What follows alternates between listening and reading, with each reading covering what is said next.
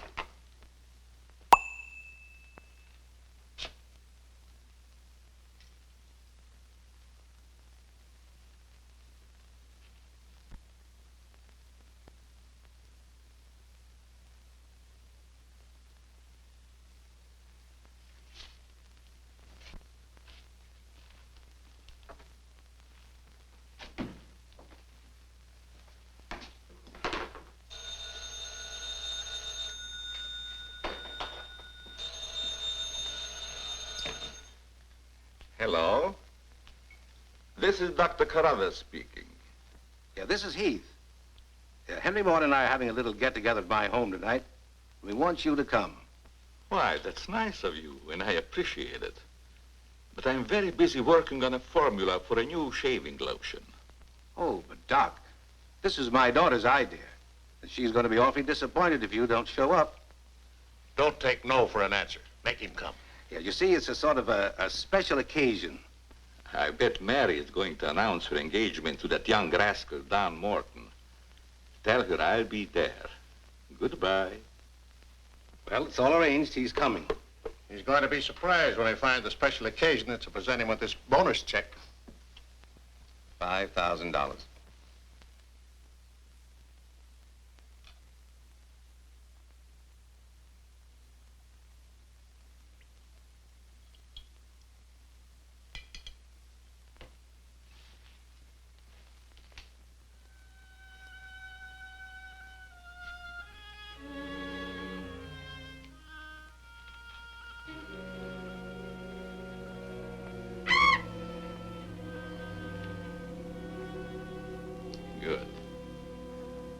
You have not forgotten. You hate this strange oriental fragrance, even while you sleep.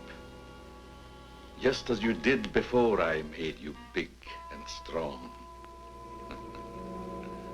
Now, if you detect the fragrance in the night, when you're fully awake, you will strike.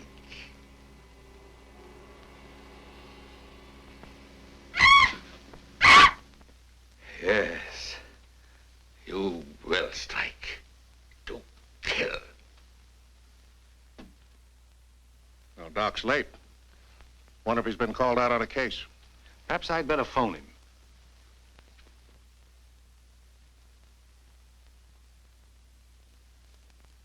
Now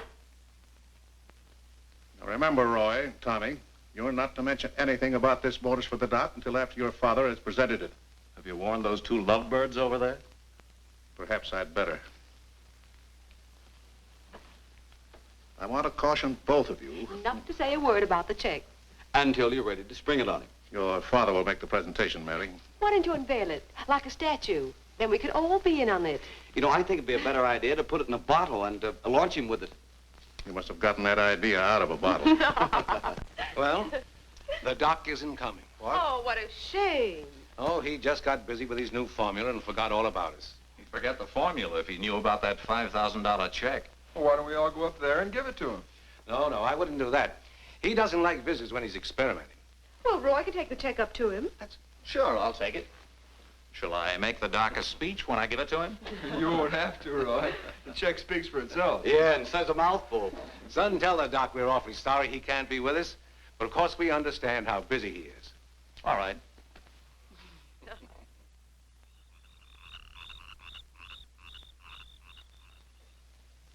Just a minute, Roy, and I'll be with you.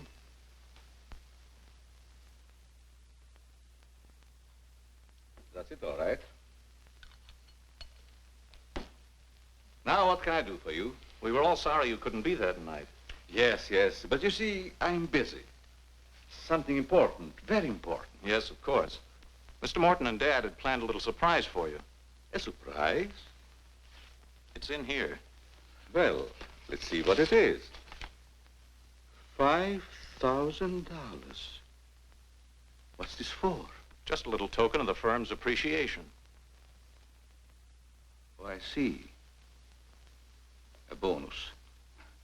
Well, it's awfully nice of you, Father and Mr. Morton. I will thank them personally tomorrow. I'll tell them, Doctor. Well, aren't you curious about my new formula? Yes, of course, only I didn't want to be inquisitive. What is it? A new shaving lotion. Smell it. Pretty strong, isn't it? No. The scent evaporates a short time after you've used it. Try a few drops. Now rub it on the tender part of your neck. Here.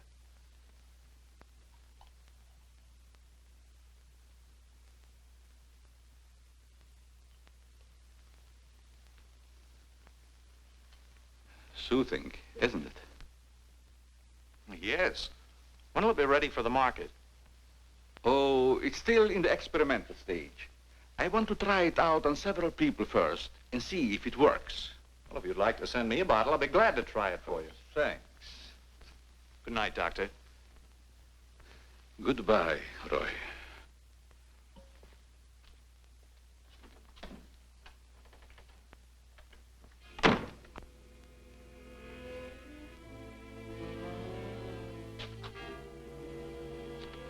Lovely check, isn't it, Doctor? They are wealthy because of you. You made them rich, Doctor. It was your formula. Tonight they gave you $5,000 and wanted you to come down to their house and thank them for it. That was your money they gave you, like a bone tossed to a faithful dog.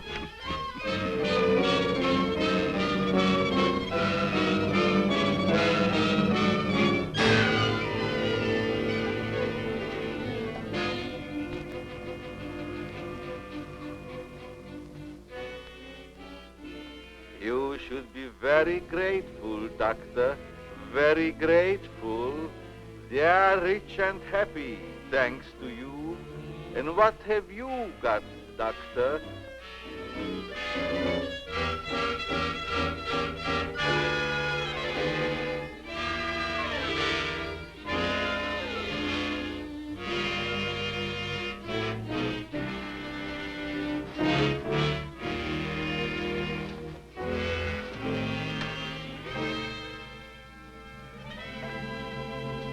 Tonight you have work to do.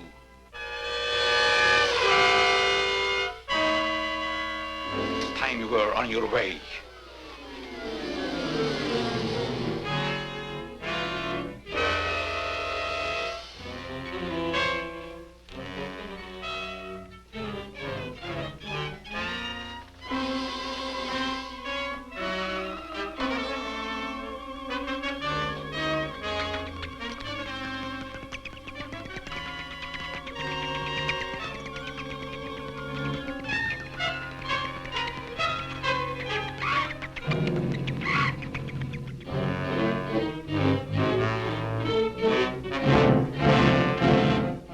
Tonight's a good time while our families are here to announce our engagement.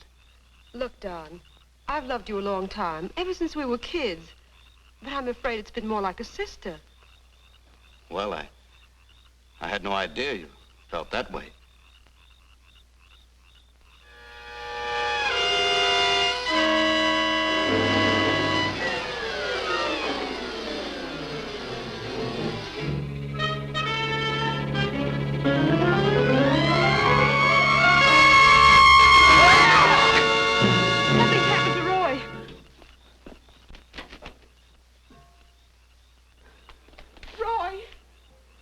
I better call Dr. Carruthers. Oh, please, hurry. There's nothing I can do. You mean he's dead? Yes, I better call the coroner. You think it's murder? I don't know. I never saw anything like it before. The jugular vein is severed.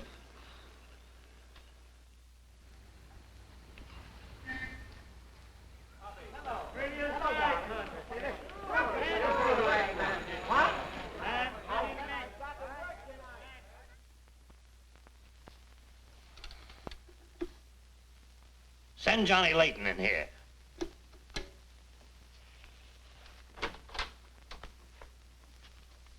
Well, what have I done now? Who wants me fired this time? Nobody yet, but it's still early. This came in from Heathville. It's a mystery killing. Old Martin Heath's son. Who's Martin Heath? Who's Martin Heath? Say, have you ever had a date with a girl? A girl? Oh, yes, a girl. I believe I did take a girl out once. Well, did she smell sweet? Of course she smells sweet. Most girls do. Well, that's because of Martin Heath Cosmetics Limited. They make all that goo that the women put on their faces so they won't have to wash them with soap and water. I get it. A big man, huh? Yes, and a big advertising account. Grab yourself a photographer and get along over there to Heathville. The coroner's holding an inquest. Find out who really killed old man Heath's son. Okay, McGinty, I'm on my way.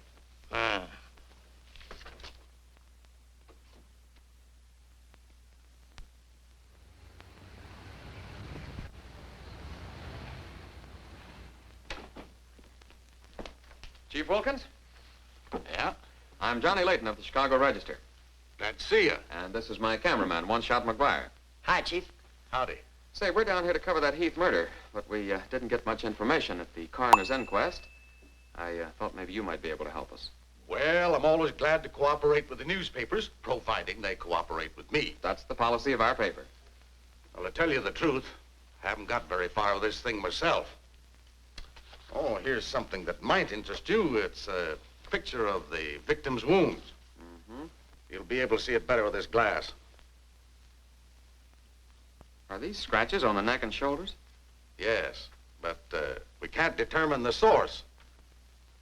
They're too deep for fingernails, too shallow to have been made by a knife. They're more like claws. That sort of bears out Dr. Carruthers' theory at the inquest of a wild animal. Have there been any circuses around here lately? No. Heard of any animal escaping from a zoo? No. Couldn't been one of those African leopard men. They use steel claws. This isn't Africa. Okay, Chief, I was just trying to help. Chief, are you sure there's no clue you're holding back while investigating? Well, since you're going to work with me on this case, there is a clue, and a very weird one. The autopsy surgeon says that such wounds could have been made by the beak and talons of a bird. A bird? Why, there aren't any birds around here big enough to attack a man. How about an eagle? We know it wasn't a bird. How do you know that? Because we found several hairs on the shoulder of Heath's coat. Ah, Chauchet La Femme. They're not human hairs. What kind are they? Well, it may sound silly, but the laboratory test shows that they were from a mouse. Well, who ever heard of a mouse big enough to kill a man? Say, a bat has hair like a mouse. Well, the only bats around here are no bigger than sparrows. There was a peculiar odor about the wounds, but they were so faint and elusive that the police chemists have been unable to identify it. Then it does give us something to work on. Well, if the scent was a clue, it's been destroyed by evaporation. Say, Chief, do you mind if I do a little sleuthing around on my own account? Certainly not. Go ahead. If I can help you any, why... You can. Miss Heath seems to be the nearest to an eyewitness of the crime. I'd like to have a talk with her. Can you arrange it? I think I can. Well, Dr. Carruthers refused to let her speak to us. We tried that this morning at the inquest. Well, don't you worry about Dr. Carruthers. He's one of the finest men in Heathville. He just thought you'd add to Mary's grief so you could get sensational newspaper stories. I'll arrange an interview. Thanks, Chief. I'll keep in touch with you. All right. 48J. Miss Heath, did your brother have any enemies that you know of? Why, no. Everybody in the village liked Roy. Mm-hmm. Well, what did he do at the factory? He had charge of the experimental department where the new products are developed.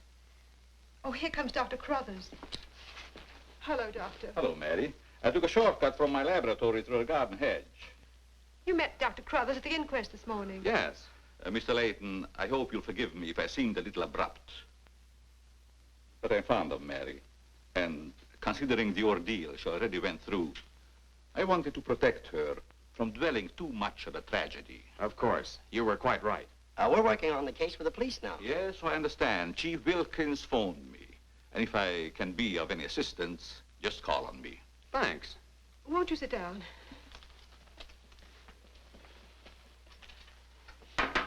Shall I serve, mademoiselle? No, Maxine, I'll do it. You may go now. Oui, mademoiselle. Do you take sugar, Mr. McGuire? Huh? Oh, no, ma'am, never. In fact, I don't even take tea. If you'll just deal me out, I'll take a look around.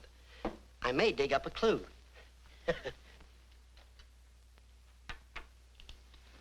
What do you think of Dr. Carruthers' theory about a wild animal, Mr. Layton? Well, frankly, I don't think much of it. I can't say that I blame you. But I, as a scientist, take many things into consideration a layman might overlook. For instance? The jagged nature of the wound, the rapidity with which the murderer escaped, the scratches from talons or claws. But when an animal attacks a human, there's bound to be a lot of noise. You heard Miss Heath testify there was no sound of a struggle. No. Only those awful screams. It's very puzzling, very mystifying.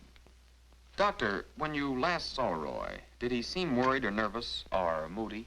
No, not at all. On the contrary. He was in the best of spirits. Well, I've got to get back to the village now and follow my story. You'll excuse me? If you find it necessary for us to talk again, you may come back at any time. This evening, if it's all right with you. I'd like to spend some time here. Why, yes, that'll be quite all right. Thank you. Goodbye, Miss Heath. Goodbye. Goodbye, Doctor. A little more chiffon, baby. I do not understand. Oh, you know what I mean. A little more of your stocking. Like these? Sure, I like 'em. Who wouldn't? Now, hold nice and still, because this is going to take a little time.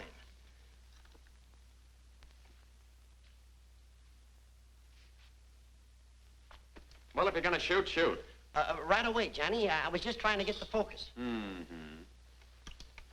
I got it. And not bad, either. I'll be back in a minute, Frenchie. And don't worry none about those werewolves, because nothing's going to harm you while I'm around here. You make Maxine feel so calm. My big, brave journalist.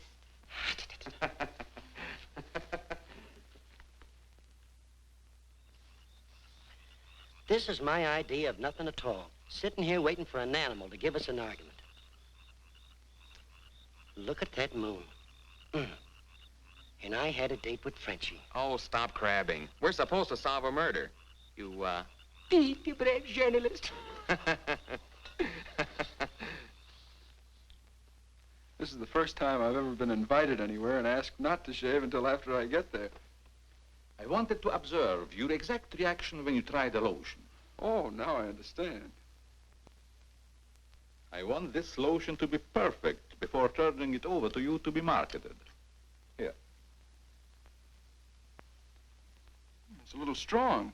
That'll make the customers think they're getting their money's worth. Oh, that feels great. Very soothing.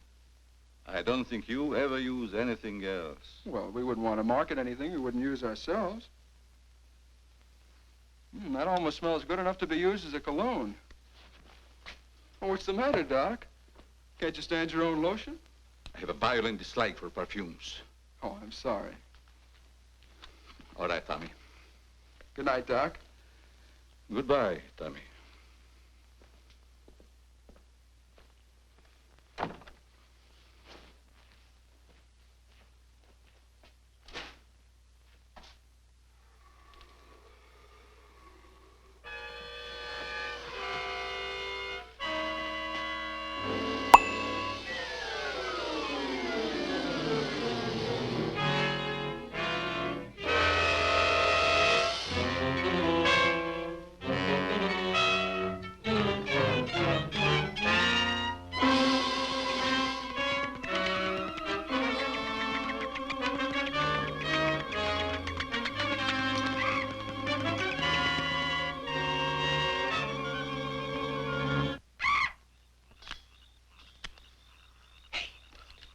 What's that?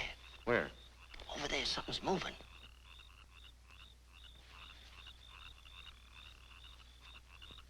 Come on out of there, whoever you are.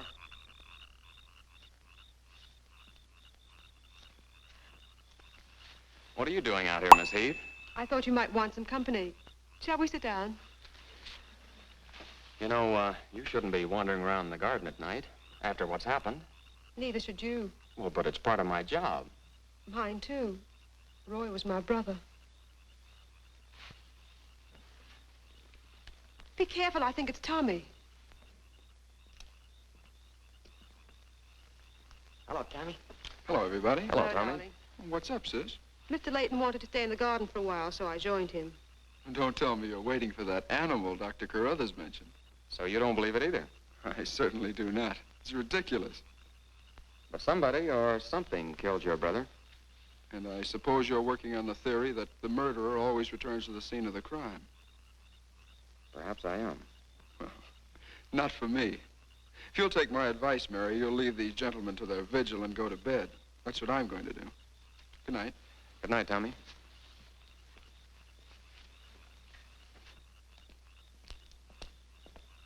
I don't think your brother likes my being here. Oh, you mustn't mind Tommy.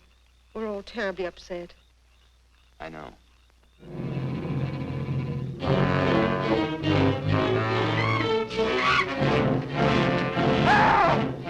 Tommy! Come on.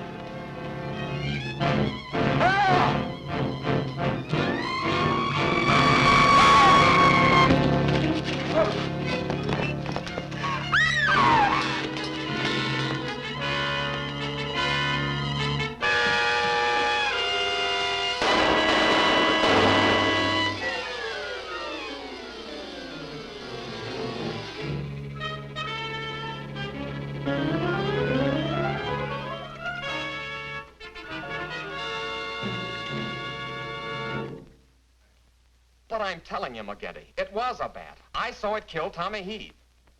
Listen, Johnny, I want you and One-Shot to come on home or I'll fire both of you. I'm not coming home, and neither is One-Shot. I'm keeping him here to get a picture of the devil bat. Say, that'll look great in the headlines. Devil bat strikes again. Listen, don't tell me it had horns. Maybe I better send a wagon with the steel bars and the strong boys with the straitjackets. Look, Joe, have I ever lied to you? Plenty of times. Well, I'm not lying this time. If it ever got out that I cooked up a fake story about a devil bat, I wouldn't be able to get a job on a country weekly. Print the story, Joe. So help me, it's on the level.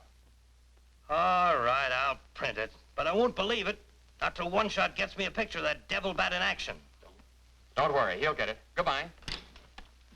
You, my friend, are going to get a shot of the devil bat in action. Who, me? How? Have you noticed there's a taxidermist shop in the village?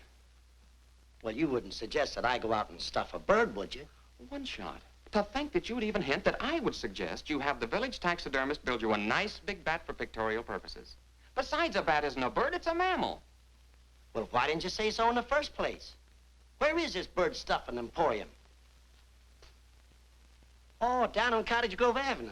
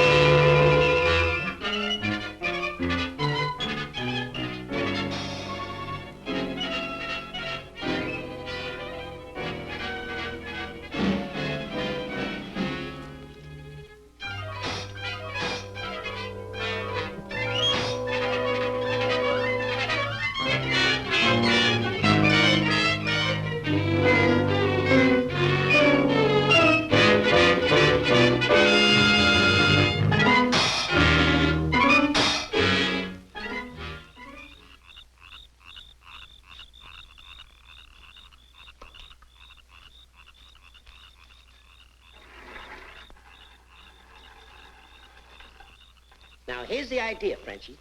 You hang on to the bat till I get my camera set up. And when I raise my hand, you give the bat a good shove, and it'll swing out just like it's flying. Then I can get a swell picture from my boss. Get it? Oui. I am wise, no? No. But hang on to the bat until I raise my hand, huh?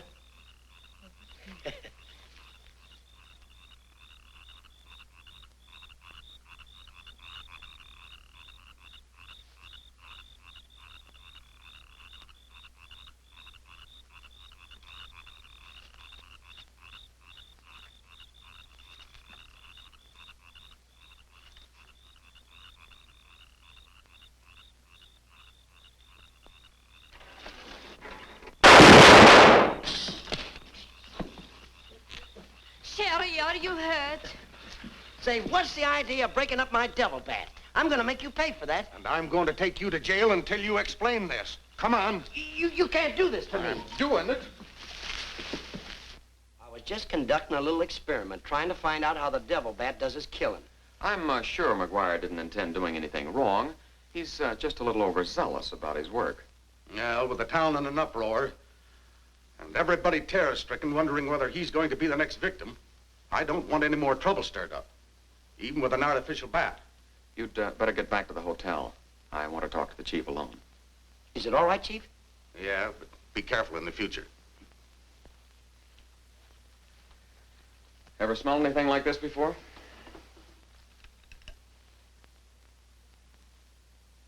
Well, yes. That's the same stuff that's been on every one of the devil bat's victims. Where'd you get it? Found it in Don Morton's bathroom. Find out where Morton got it? No, I didn't want to arouse suspicion by asking questions till after it's been analyzed. Do you think it has any connection with the murders? That's the way it strikes me, but I can't figure out how. I'll get the police cameras on it right away. I'll snoop around, see if I can find out where Morton got it. Well, it probably came from down at the Heath cosmetic plant. I've men working on a theory of a disgruntled factory employee committing the crimes. It's certainly more than coincidental that all the victims have been members of the Heath and Morton families. Yeah. Looks like a plot to wipe them all out. I wish the rest of them would leave town until this crime is solved. You're worried about Mary, aren't you? Well, yes. I've been urging her to leave, but she won't go without her father. And he insists on remaining here to help clear up the crime. And worse than that, neither Heath nor Morton will let me give them a bodyguard. I guess we'll just have to wait for something to break. Good night, Chief. Good night, Johnny.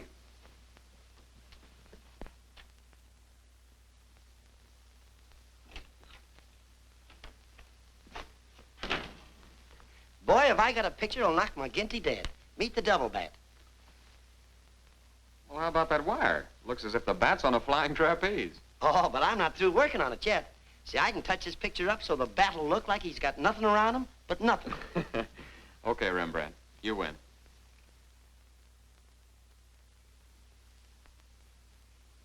This is your news commentator, Walter King. Tonight we're broadcasting from the little village of Heathville, where an alleged devil bat has claimed 3 victims during the past 6 weeks. You will note that I say alleged devil bat. That, ladies and gentlemen, is because your correspondent has been very skeptical from the start as to the existence of this horrendous creature. I have as my guest in the studio tonight Professor Percival Garland Rains, perhaps the world's greatest authority on animal life. I'm going to interview Professor Rains on the subject of the devil bat. Our radio audience may draw its own conclusions. Professor Rains, first let me ask you, point blank, do you believe that any such creature as the devil bat exists? I do not. He's got a nerve. Quiet. In the dark ages, when men and women lived in caves, there may have existed a bat of this size. But not in this day and age. How do you account for the fact that Mary Heath, whose 2 brothers were victims of the devil bat, and a newspaper reporter, John Layton, claim to have seen this amazing creature?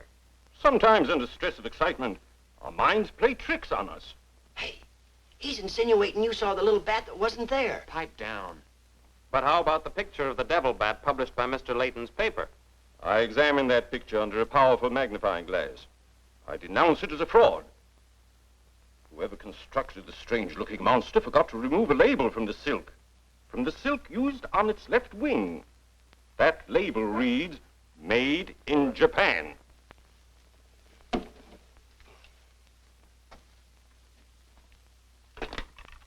Put through a hurry call to Heathville. I want to talk to Johnny Layton. He's at the Heathville Hotel. One guess who that is. Yeah, McGinty.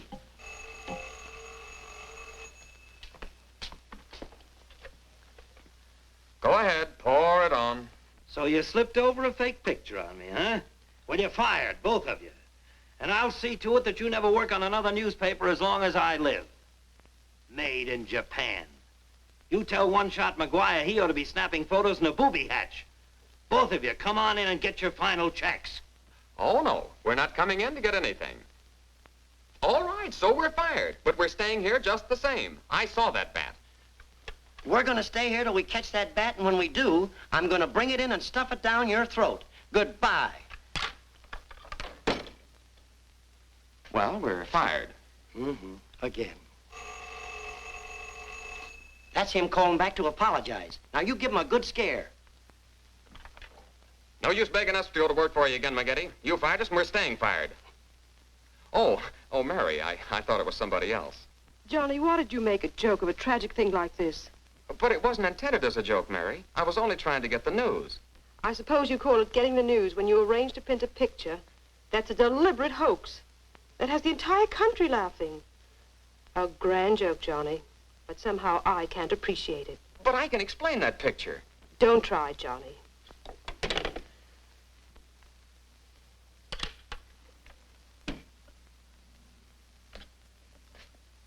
Made in Japan. I ought to skin you alive and nail your hide to a barn door.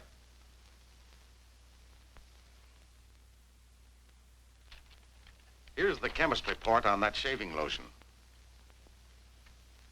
I see he couldn't break down one of the ingredients. Yes, he said it must be some element with which he's not familiar. We won't get anywhere until we identify it. There's just one other man in this town that might be able to help us. Dr. Carruthers. Yeah, Carruthers could help us. I found out he compounded that lotion. Well, if you suspect Carruthers, you're barking up the wrong tree, Johnny. He's the last man in this town that would harm anyone. Why, everybody loves him. Maybe so. But here's something else I dug up.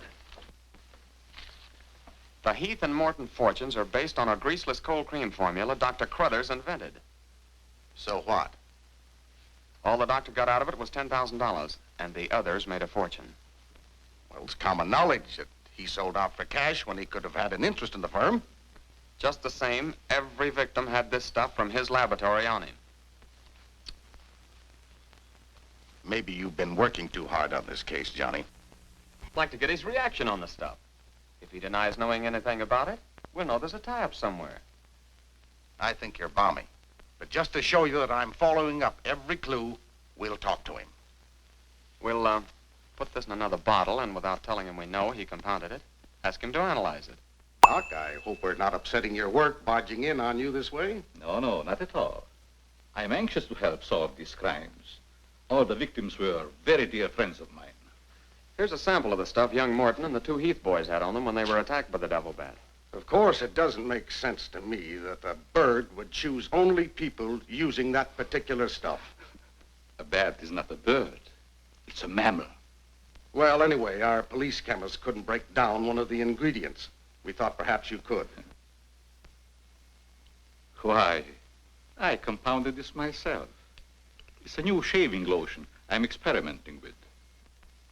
The ingredient your chemist couldn't break down, I discovered years ago in Tibet. How did you happen to put it in a shaving lotion? Oh, the lamas use it in some of their religious rites as a perfume. The scent is very pleasant and can't be imitated by competitors. But what were Don Morton and the two Heath boys doing with the stuff? Oh, it is the policy of our firm to try out any new product before marketing it. Well, that knocks our theory into a cocked hat. Yeah. We were hoping the unknown ingredient might turn out to be some sort of a clue. This isn't the kind of bottle I give it out in, but I presume your chemist changed it when making the analysis. Yeah. Is there anything else I can do to help? Tell me, did you hear Professor Raines on the radio last night? Yes. It was very interesting and very asinine. You mean you believe there is a devil bat? Why not? You saw it, didn't you? Well, sure I did. So did Mary. Then why worry about what one scientist says? That one scientist got me fired. Oh, you mean your newspaper discharged you? That's right. Oh, that's too bad. Then you're believing Heathville before the mystery is solved. I'm afraid not. I'm going to stay here and work with the chief. Since you're going to stay here for a while, I would like you to try out a bottle of the new lotion and tell me how you like it. And you too, Chief. No, not me, Doc. If my wife ever smelled perfume on me, she'd suspect me sure. Well, Mr. Layton, I understand you are not married. All right, I'll try it in the morning when I shave. I guess we better be going, Chief. See you later, Doc. So long, Dr. Carruthers. Goodbye, Mr. Layton.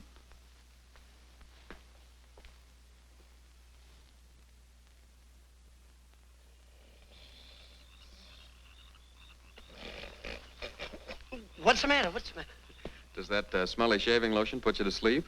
Well, why'd you tell the doc you're going to use it if you think it's smelly? Oh, I don't know. I guess I was a little ashamed of ever suspecting the old duck. Well, I like it, and I'm going to tell him so. What time is it? After midnight. Midnight? Oh, there ain't no use of waiting around here any longer. This must be the bat's night off.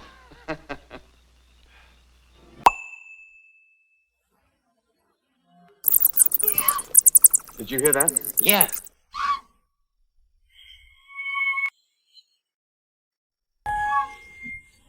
Get that camera ready.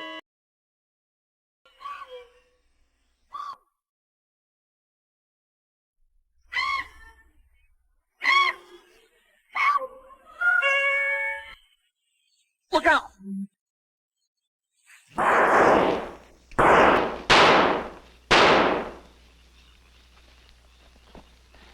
You got him.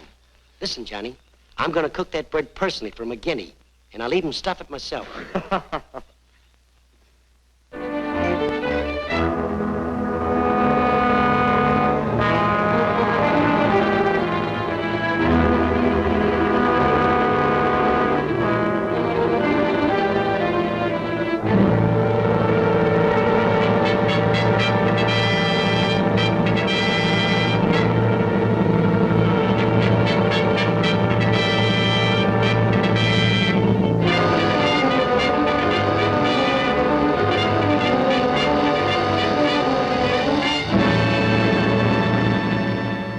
still skeptical when I came to Heathville today to examine the body of this so-called devil bat. But after seeing it personally and making exhaustive research, I've arrived at the conclusion that the creature is the lone survivor of a type of giant bat which existed in great numbers during the early part of the Neolithic age. Perhaps I should explain for the benefit of some of our listeners that the Neolithic age is that period of antiquity commonly called the Stone Age. Imbecile, bombastic ignoramus.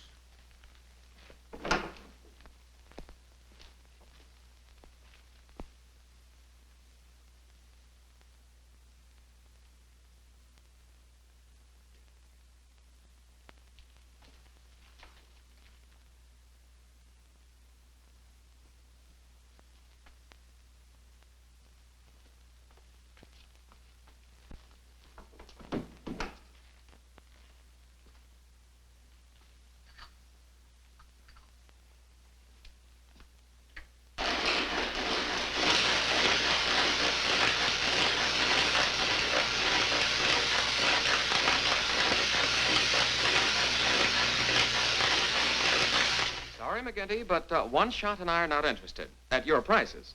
Of course, if there was a raise of, say, $30 plus a fat bonus, we might consider it. You're hold-up men, both of you. I refuse to be robbed. Have it your way, McGinty, have it your way. But we have the bat's corpus delicti and the exclusive picture. Of course, I've got an eyewitness story that 2 syndicates are bidding for. And don't forget, you gotta pay us for the time we were fired. That's better. Now you're talking, boss. Okay, we're working for you again. We'll gather up the loose ends and see you in a couple of days. Goodbye. Come in. Hello, Johnny. Well, Mary. Johnny, I came to tell you that I'm sorry I said what I did the last time we talked. Do you suppose... well, I don't know how to say it, but... I do.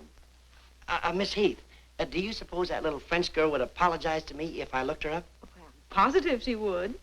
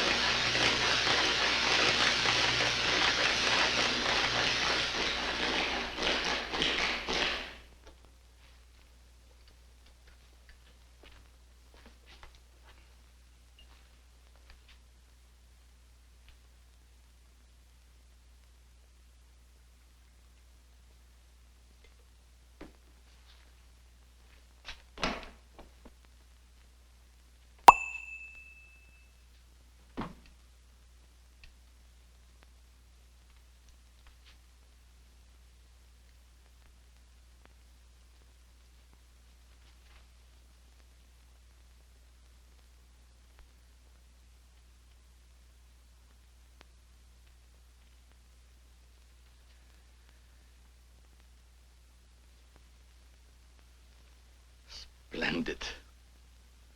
You will be even greater than your unfortunate predecessor.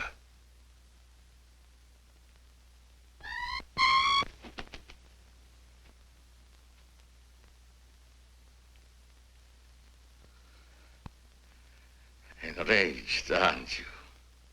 Fine. I'm enraged also. Tonight I shall call on Henry Morton, and you shall strike him down. Henry, the lotion has turned out to be better than I had hoped. I want you to try it. Well, just leave it here, Doc, and I'll try it in the morning after shaving. Smells good, doesn't it? Yes, but isn't it too strong? No, no, no. Evaporation quickly tones it down just to the right scent. Rub a few drops on your face. Well, I'd rather wait until after I shave. Then my skin will be more tender and receptive to a lotion. Just a little here. The texture of the skin there is always very delicate. I give you a few drops in your hand.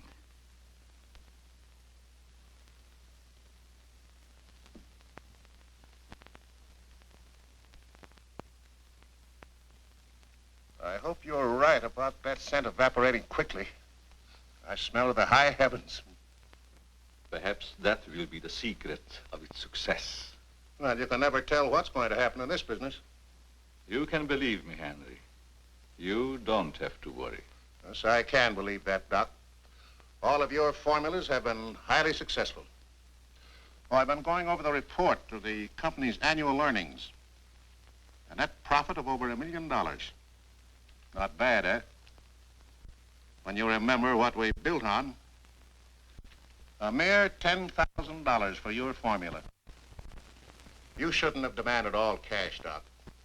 You should have ridden along with us. Then you'd be rich, too. Oh, but then you've had a lot of fun in your laboratory with your experiments, dreaming up something new. You're a dreamer, Doc.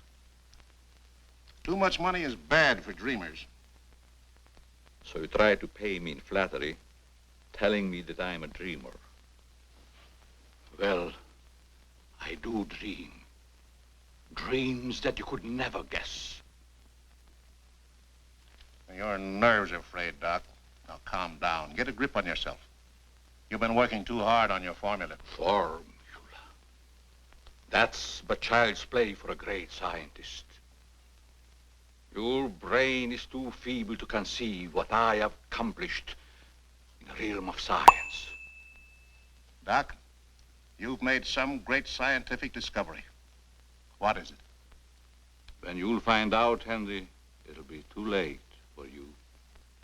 Oh, come, Doc. You can't pretend to control a man's destiny. I've already proved it 3 times.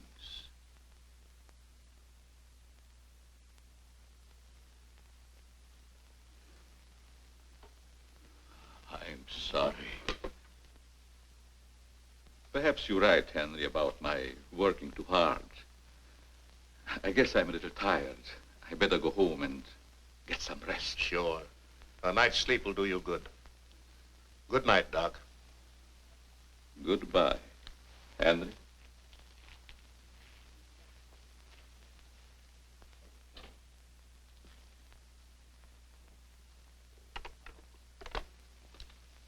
"36J. Hello? Oh, that's you, Morton? Yes, Henry. I want you to call Chief of Police Wilkins to come to your house immediately. It's very important. Chief's here now. Well, don't let him leave until I get there. What on earth's happened? I think I've got a clue to all those murders. It may peter out, but if half what I suspect is true, it's the most diabolical plot that a madman ever concocted. What is it? Talk about the absent-minded professor. I forgot my hat. Henry, what is it? I'll tell you all about it when I get there. I hope I didn't intrude on a private conversation. No, nothing important.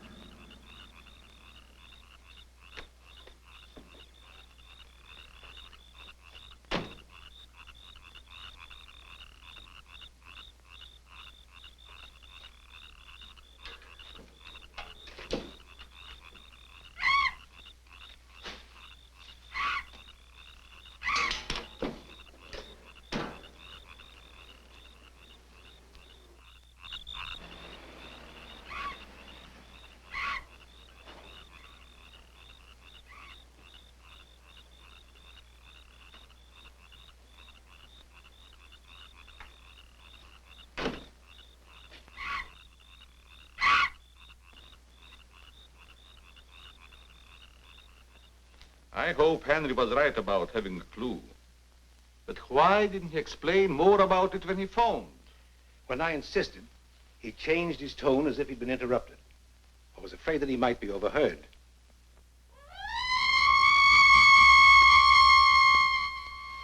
What is that squeaky sound? Oh, just some night noise. Help!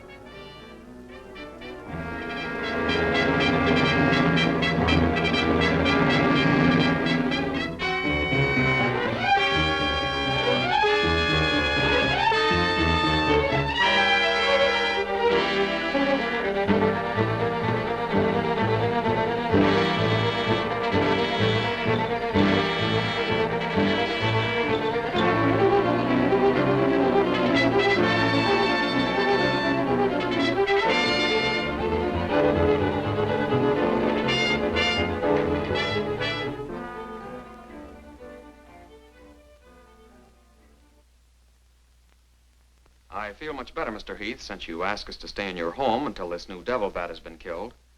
I've been worried about Mary. What reason have you to believe that Mary is in danger? Only this. I'm convinced that someone is using the bat to wipe out the entire Heath and Morton families. As a scientist, I assure you, the thought of a human controlling a bat is fantastic. Just the same, no villager's been killed or even attacked. You're forgetting, aren't you, that Mr. McGuire was attacked. He's not a member of either family. Why, I'm practically a member of this family already. I'm going to marry Miss Heath's maid. Oh, really? Well, boys, I'll have Maxine show you to your rooms. I must be running along home. It's past my bedtime. Good night, gentlemen. Good night, Good night, Martin. Good night, Good Doc. night, Doctor. Goodbye, Mary. Come along.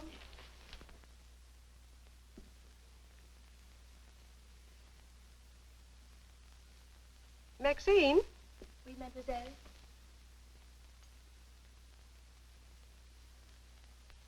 Did you fill my perfume bottles with something new? Oh, no, mademoiselle. I never touch your perfume. It's funny. I don't recognize it. Perhaps Dad filled them as a surprise. He always does that with every new perfume the plant puts out. Is there anything else? No, Maxine, that's all. Good night. Good night, mademoiselle.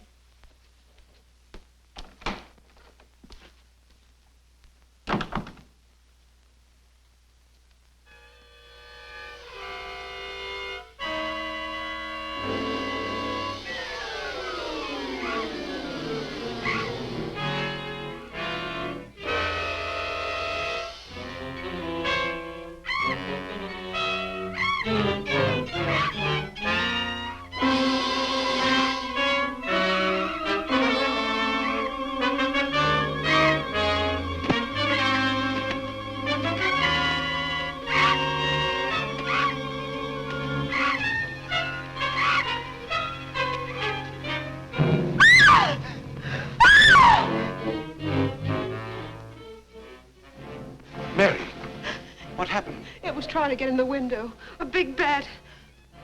Oh, it was awful.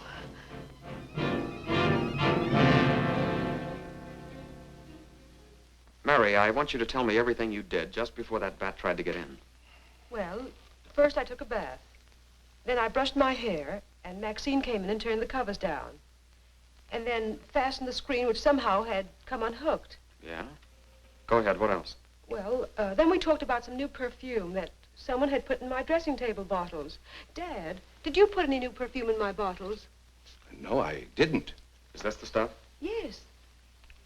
Johnny, this smells like... Hey, quiet. I've got a hunch that I want to follow up, and I'll need everybody's cooperation. We'll do everything we can. Of course. What's Carruthers' number? 48J. Operator, give me 48J, please. Hello, Dr. Carruthers. This is Johnny Layton. That's right. Something terrible has happened to Mary. Can you hurry over? I'll be right there. Good. Oh, Johnny, I'm all right. I don't need a doctor. That's where the cooperation part comes in, Mary. You'll have to pretend to be a nervous wreck. Mr. Heath, you and One-Shot must help her trick Dr. Carruthers into staying here as long as you can. Where are you going, Johnny? To, do a little private bat hunting.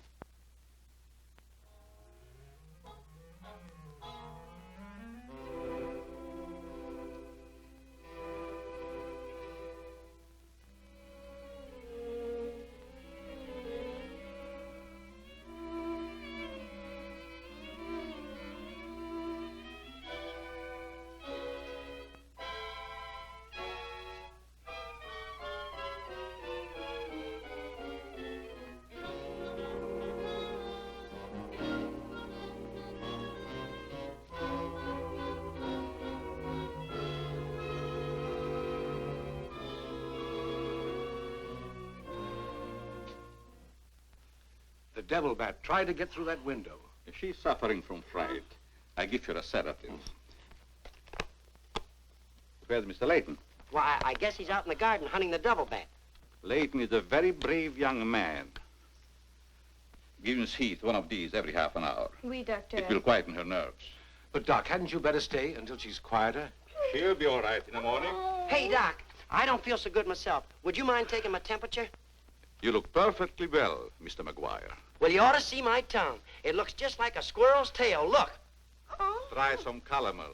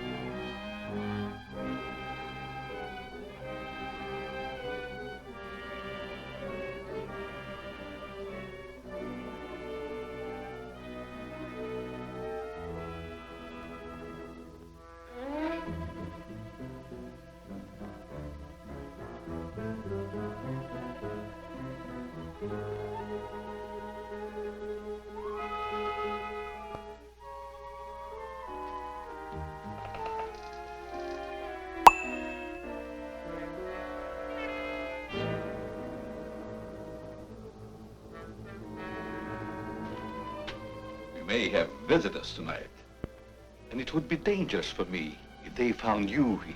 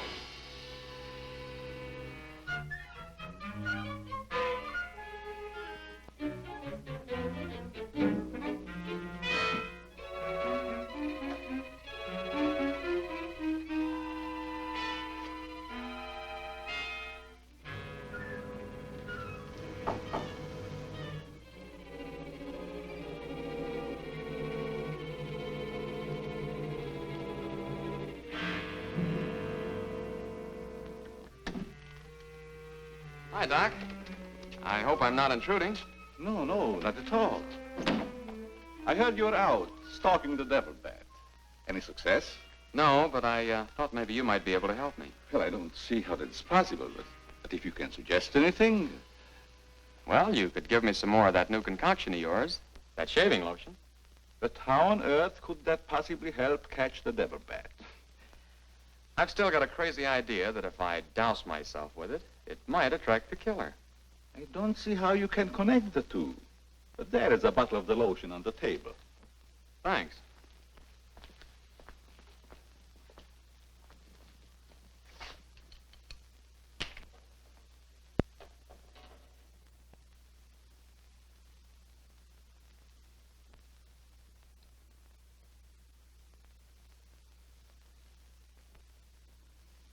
You see, Doc, I figured out something. All four of the murdered people had this lotion on them when the devil bat struck. Now, my plan is to sit in the garden, and when the killer makes one of those power dives, I'll blast him. Layton, I'm afraid all these murders have affected your mind. Maybe you'd like to come along, Doc, and be an eyewitness. I'm sure it would be just a waste of time, but I'd be glad to watch your experiment. Good. I knew I could count on you to help me.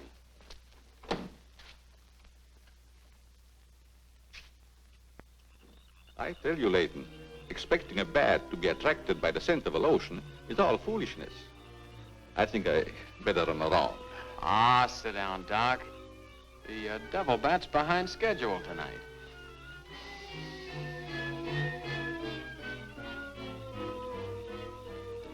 You aren't very chummy tonight. What's the matter? Firearms always make me nervous.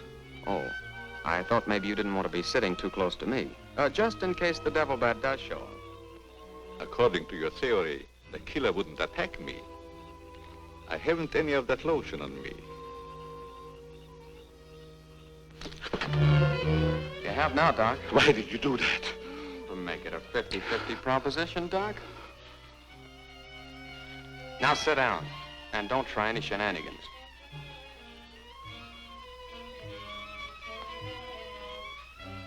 Not so funny when it's your own jugular vein that's in danger. Is it, Doc?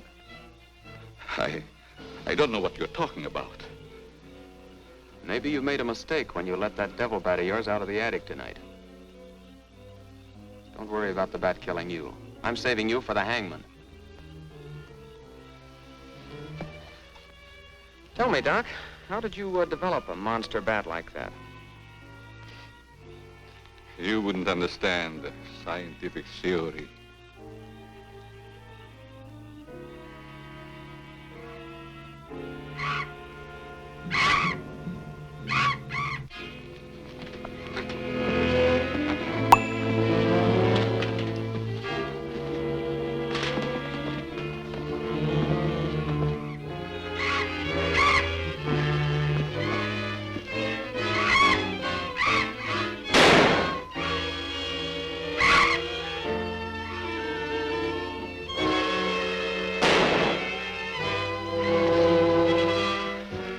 Chief, what are you doing out here? Young fellow, don't think that you're the only man working on this case. And it was lucky I was here, too. Thanks. Did you kill the devil bat? No, he got away. Well, here's one bird that didn't get away, and he's the murderer we've both been looking for. Quick, shoot it!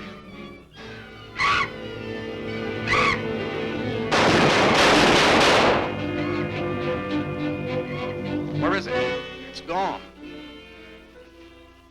And so's the doctor. Did you get the bat? What happened? Doc Carruthers is the murderer, and he's hiding somewheres in the garden. You fellows get back to the house and guard Mary. Come on.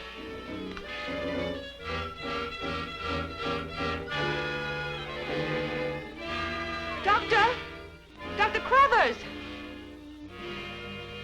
Doctor! Has anything happened to Johnny? Is he hurt? They took him up to my place. You better come along with me.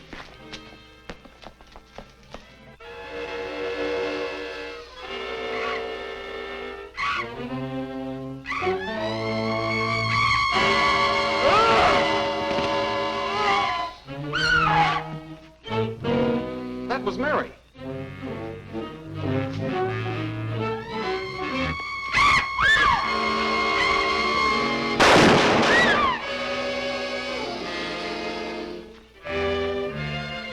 Are you all right, Mary? Go help Dr. Carruthers. He's over there. That devil bat belonged to the doctor, Mary. He created it to commit those murders. Well, it's too late to help the doc.